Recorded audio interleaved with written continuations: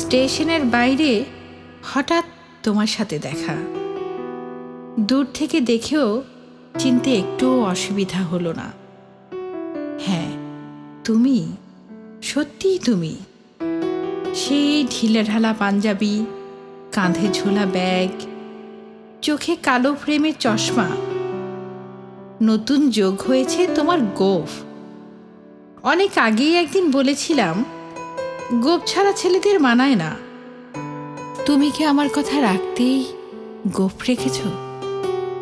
নাকি গত 4 বছরে তোমার বয়স কিছুটা বেড়ে গেছে সেটার জন্য? সে যাই হোক, তোমাকে চিনতে পেরেছি। তুমি পেরেছ কি না বোঝা গেল না। তোমার চশমার আড়ালের চাহনি ঢাকা রয়েছে। এগিয়ে গেলাম সামনে, তুমিও দাঁড়ালে। হাসি মুখে আমার নাম ধরে বিস্ময় প্রকাশ করলে। দুজনের কুশল বিনিময় হলো। বললে, ফিরলে নাকি কোথাও যাচ্ছ? না, ফিরলাম বলেই একই প্রশ্ন করলাম। তুমিও বললে ফিরলে, আর বললে তাহলে চলো সামনে এগোতে এগোতে কথা বলি। সম্মতি জানিয়ে হাঁটা শুরু করলাম।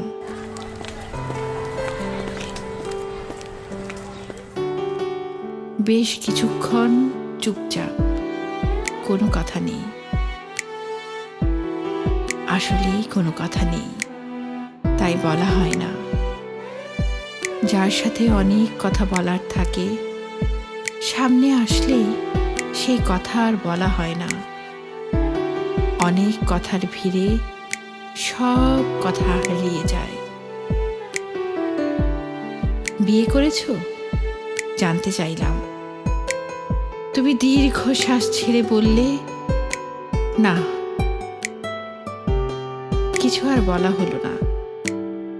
জানতে চাইলে আমার কেমন চলছে।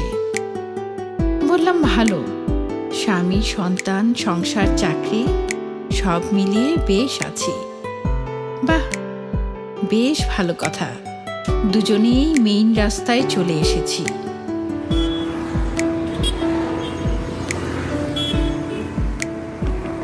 সময় হয়েছে বিদায় নেয়ার। বললাম, কোথায় থাকো? তুমি পকেট থেকে হাত বের করে রাজকীয়ভাবে বললে, বিশ্বজোড়া পাঠশালা মোর, সবার আমি ছাত্র। সারা বিশ্ব আমার ঠিকানা। বুঝলাম দিবে না। মোবাইল নম্বরটা দাও। সেটিও দেয়া যাবে না জানালো। সাথে বলল, তোমার অশান্তি হোক আমি চাই না। অশান্তি কিসের? নম্বর থাকলে ফোন করবে, কথা হবে, লুকোচুরি হবে। ও, তাহলে আর যোগাযোগ হবে না? জানালে হবে, আবার 4 বছর পর। 4 বছর কেন? তুমি বললে 4 সংখ্যায় আমার যোগসূত্র ভালো।